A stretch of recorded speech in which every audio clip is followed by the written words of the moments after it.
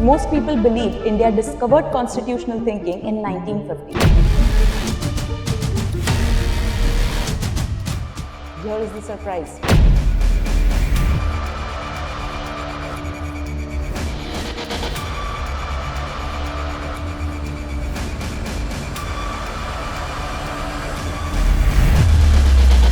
Ancient India already had systems where power was restrained, law mattered, and governance followed moral rules, long before the British or the West tried to adopt such processes. Republic Day marks the day our written constitution came into force on 26 January 1950. But Republic Day is also a moment to ask deeper questions. Did constitutional thinking begin in 1950, or did 1950 bring together ideas that had evolved over centuries? India's constitution did not appear suddenly. It reflects an older Bharatiya idea of governance rooted in Dharma.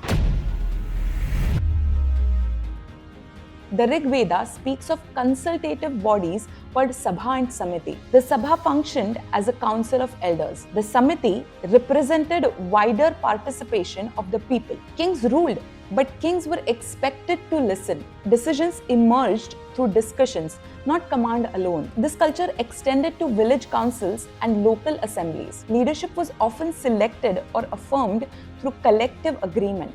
Governance was participatory by habit. This habit did not disappear, it expanded. Indian tradition remembers Ganarajya, rule by collectives. Historical accounts show regions functioning without monarchs. India carried multiple political forms at the same time. Kings, councils, republics, all functioned within shared norms of law and duty. These ideas were taught not only through law, but through stories.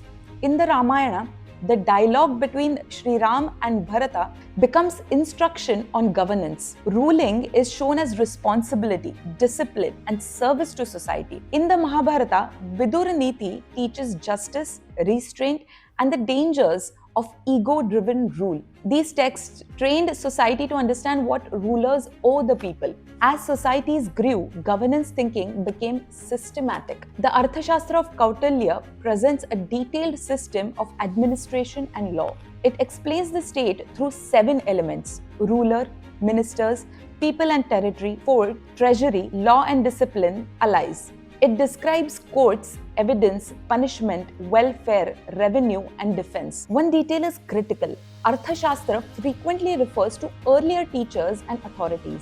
Many of those texts are lost today, but the references prove that governance thinking was already old and continuously evolving. These systems were not theoretical, they shaped real societies. Stable governance supports flourishing societies.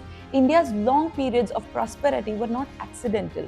For centuries, India contributed a significant share of world GDP. It produced remarkable architecture, sculpture, music, literature, and scientific traditions. Systems like Ayurveda, advanced metallurgy, astronomy, and spiritual institutions developed in an environment of social order. Beautiful temples, urban planning, art, and learning reflect governance grounded in shared norms and predictable and stable systems. Now we move to the most debated texts in Indian history. Manusmriti.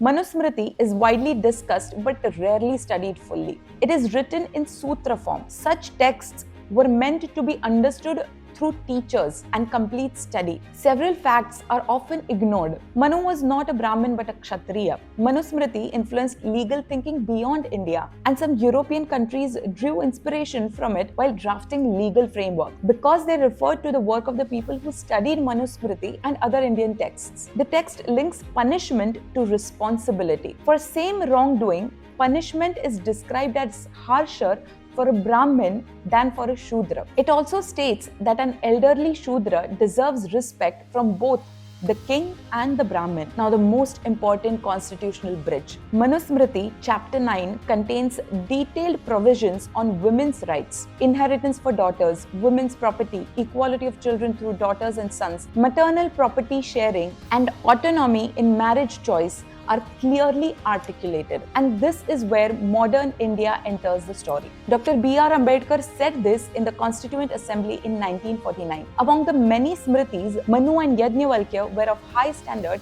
especially in recognizing a daughter's right to inheritance. Ambedkar expressed regret that colonial courts did not follow the Dharmic law. Because of this, daughters were denied rights already present in Indian legal tradition. He later clarified that he used different smritis for different reforms. Manusmriti for inheritance, Parashar Smriti for divorce, Brihaspati Smriti for women's rights. He challenged critics of Hindu Code Bill to show any clause without scriptural support. He argued that property must flow to daughters as a matter of justice. Manusmriti was not blindly accepted or blindly rejected. It was studied, debated, and contextually used. This is how constitutional continuity works. Independent India undertook a historic task. The Constituent Assembly began with 389 members. After partition, 299 continued. The Constitution contains about 1,45,000 words, making it the longest written constitution in the world. The artwork tells India's civilizational stories. The framers studied constitutions worldwide and adopted ideas to Indian conditions. Now comes the warning. A constitution evolves, amendments happen, but changes must come from historical and cultural understanding. When changes disconnect from Bharatiya ethos, they can tear social fabric. The word secular entered Western thought in the 19th century. India's original preamble did not contain this word. It was added later during emergency. Over time, secularism shifted from a governance principle into a behavioral code.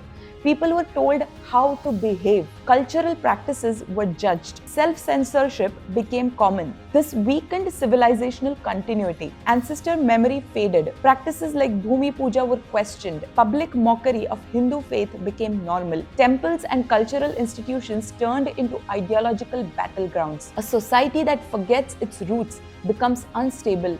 Even if law remains, the answer lies in reconnecting with lived culture, learning history, reviving cultural sites, supporting community institutions. Republic Day becomes meaningful when we see the full journey. India's constitution stands on centuries of dharmic governance. Reform must continue, but only with cultural understanding. Only then can Bharatiya democracy remain stable, inclusive, and strong.